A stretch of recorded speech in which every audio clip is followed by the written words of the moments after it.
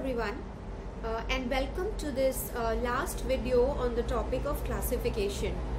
And I want to discuss a very important concept related to classification, and that's mainly related to evaluating your decision tree model that you have built. So before I go there, I just want to go over the activity that we just finished in class. So basically in the activity you saw that we calculated information gain for the different attributes that were available for splitting a decision node. And what we essentially did is, for every decision node or the root node that we were considering to split, we calculated the entropy of the parent node. And then for each attribute, we basically calculated the entropy of the subnodes that would be created if we use the attribute to split the parent node. Then we took the weighted entropy for each of the nodes and we calculated the information gain which we will get by using that particular attribute to split the parent node into subnodes. Then from there we will select the attribute that gives us the highest information gain, and we will continue to do this for the subsequent nodes until we reach a stopping condition. So now I want to talk a little bit about what are the stopping condition.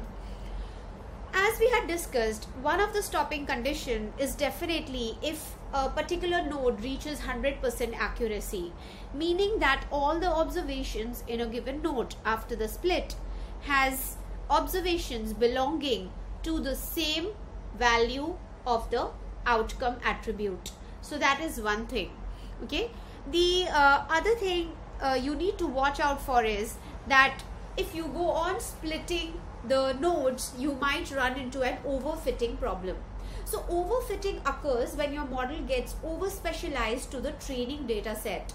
Remember, one of the very important aspects of our modeling process is to evaluate the model on the test data, which is the unseen data, and we want the performance of the model to be good on the unseen data. But if we build a tree that is really big and big in size, then we might compromise on the generalizing ability of the tree and hence run into an overfitting problem. So there are ways in which you can fix this overfitting problem.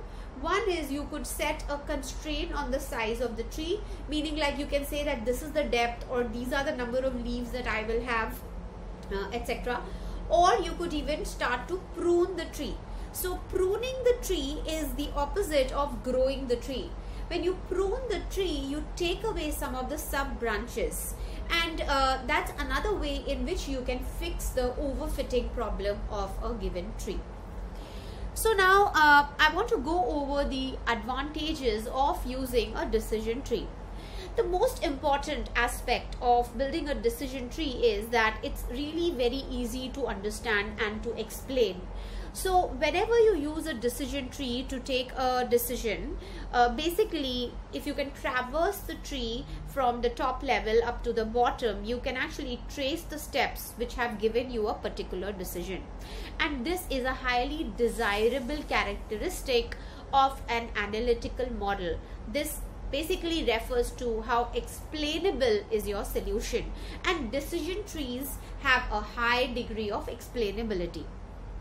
The other one is that sometimes a decision tree is used for data exploration purposes. So maybe decision tree is not the final algorithm that you're looking to build, but by building the decision tree, you will essentially be able to see that what are the significant attributes or features given in your data and how do they relate to the target column. So that is another way in which decision trees can be used. The other thing is that decision trees are able to handle outliers. Unlike some of the previous approaches such as clustering and regression, where we saw that outliers had to be handled separately, but decision trees are able to handle outliers, and they don't get influenced by outliers, and they are also able to handle missing values to a good extent. So that is not an issue that we need to take care of when building a decision tree. The other one is that any type of data can be used.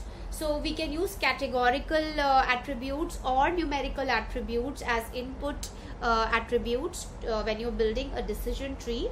Remember the type of decision tree we talked about in this class. The outcome attribute is always of categorical data type, and that is why if you remember, I had mentioned that the trees that we are building are called the classification trees. So you can use both categorical and numeric attributes as inputs into the decision tree model. The last and important aspect of a decision tree is that these are non-parametric models, which basically means that you don't need to check for assumptions in the underlying data. You don't need to check the distribution of the underlying data. That is something which we had done when we were building the regression model. So in a decision tree, that is not an issue. So that's a great thing about a decision tree. So the disadvantages of a decision tree are basically related to overfitting that we have talked about, and the other limitation is that even though you are able to use continuous variables for a decision tree, because you have to bin the continuous attributes, there is some amount of information that is lost. So for example, we have talked about using the income of people as one of the attributes, and then for the income we had to define bins or buckets. Like we had to say if income is less than equal to 80,000 or income is greater than 80,000. So what it really means is that everyone who has an income of greater than 80,000 is being treated as if they had the same value of income from the perspective of decisioning in your model. And that is a drawback, one of the limitations of how continuous variables are used when you are building a decision tree. So for the evaluation, so I'm going to end this video here. I think it's about 7 minutes long, so I'll keep it to this, and let me come back to evaluation in the next video.